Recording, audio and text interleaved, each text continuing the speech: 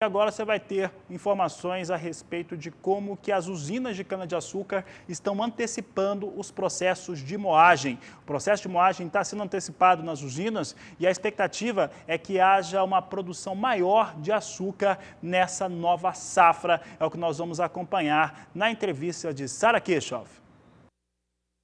Costa, analista de inteligência de mercado da INTL FC Stone. Primeiramente, seja bem-vindo ao canal do Boi. Muito obrigado, Sara. Matheus, eu vou começar te perguntando, então, como é que está a situação das usinas nesse momento, pelas informações que vocês têm, considerando, né, o avanço aí da pandemia de coronavírus no Brasil? Bom, Sara, até o momento a gente não teve sinalizações de que as usinas tiveram as atividades de campo prejudicadas. Obviamente, a gente está em um contexto macroeconômico bastante volátil, ao mesmo tempo em que diversas medidas restritivas, né, tanto visando a precaução, né, do Covid-19, quanto o controle, né, de novos casos, elas têm se intensificado.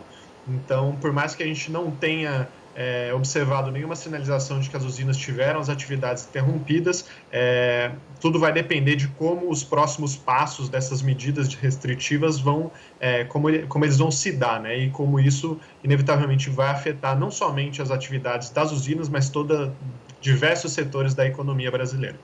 Essa semana, exatamente, né, vocês haviam, inclusive, divulgado a informação de que as usinas do país estavam antecipando a moagem de cana e com uma expectativa de produção de mais açúcar, né?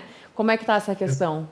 Exatamente. A gente tem... as nossas sinalizações são de que a moagem em 2021, né, para a safra que vai se iniciar agora em abril, ela totaliza 597,8 milhões de toneladas, né, o que é um avanço de 1,4% em relação ao que a gente estima para 19 e 20, e, obviamente, em meio a todo esse contexto de pressão sobre o petróleo e, consequentemente, o que consequentemente gera diversas incertezas para o etanol, a gente ampliou o mix açucareiro para 42,1%, né, o que deve resultar numa produção de açúcar de 33,1 milhões de toneladas em 2021. Em relação ao açúcar, isso representa um salto de quanto na comparação com a última temporada? O açúcar seria um aumento de 24,5%. De 24,5%. A gente também acompanha, né, que os grandes países aí, produtores de açúcar, eles têm uma quebra esse ano em função das questões climáticas, né? O Brasil vai acabar ocupando essa lacuna? Exatamente. A gente tem observado que diversos países, principalmente na Ásia, né, tiveram perdas significativas no potencial produtivo ao longo dessa temporada, e os destaques, obviamente, são a Tailândia, né, que teve uma redução fortíssima nas perspectivas de produção, saindo de mais ou menos 15 milhões de toneladas, 14,9 para 8,5, segundo nossas expectativas agora em 19 e 20, no ciclo internacional, e a Índia.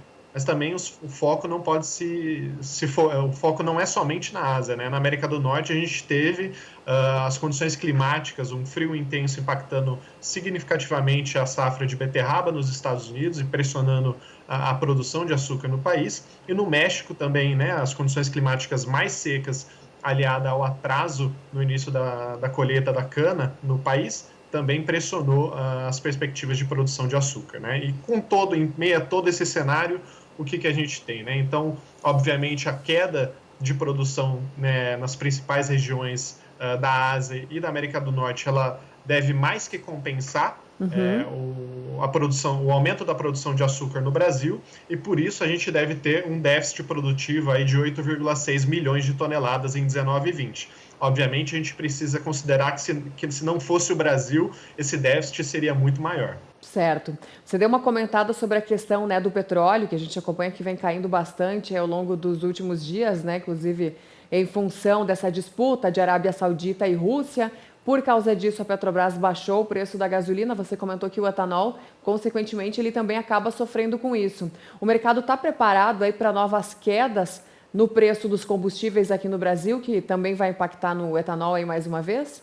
É uma situação bastante complicada e eu acho que sem precedentes, né? A gasolina, o petróleo recuou muito, né? Acho que foi uma queda saindo lá se a gente for observar desde o começo do ano, de 60 para abaixo dos 30, né? Então, a Petrobras reduziu bastante o preço da gasolina A e o etanol já tem respondido. Mas o etanol também tem respondido, essa queda do etanol também tem sido impactada pelo começo da safra, né? Então, Sim. muitas usinas se desfazendo de estoques antigos para disponibilizar espaço para nova produção, algumas outras usinas já adiantando a colheita e produzindo etanol. Então, a grande questão que eu acho que o mercado olha bastante, né, principalmente os consumidores, é quando toda essa queda, né, seja para a gasolina ou para o etanol, vai ser repassada às bombas, né? Eu acho que isso, obviamente, a gente bate muito firme nos relatórios quanto a isso, né, que a gente produz, é de que tudo depende das margens, né, depende de quando os postos compraram aqueles combustíveis, enfim, é uma série de fatores que impacta. Agora, é inevitável sinalizar que o etanol ele perde competitividade frente à gasolina nesse contexto, né? Então ele vai ter que operar num preço muito menor para ainda se mostrar competitivo frente à gasolina, mas por outro lado, né, ele também se posicionando em um patamar de preço mais baixo, ele perde competitividade frente ao açúcar. Então, todo esse contexto reforça as nossas perspectivas de que as usinas no Centro-Sul ampliem o direcionamento de cana para a produção do açúcar, né? Tá certo. Matheus, agora um movimento interessante também que a gente vê é a união aí de algumas usinas de etanol e de açúcar para fabricar o álcool 70% que está faltando no mercado e para doar para muitas unidades de saúde, de educação aí Brasil afora, nesse momento em que o Brasil tenta conter essa pandemia do coronavírus, né? Exatamente. Eu acho que é mais uma oportunidade do agronegócio brasileiro mostrar toda a força, toda a união que tem. É uma medida muito legal das usinas de ampliar a fabricação de álcool gel para disponibilizar para o setor público e privado. É um momento de união entre todas as pessoas, né? É inevitável que o agronegócio não ficasse de fora. E eu acho que também é importante não somente o setor sucroenergético ser reconhecido, mas os produtores de alimentos que, nessa hora, são fundamentais para evitar o desabastecimento em todo o Brasil, né? Com certeza, Matheus. Muito obrigada pela sua participação aqui conosco, viu? Eu que agradeço, é sempre um prazer falar com vocês.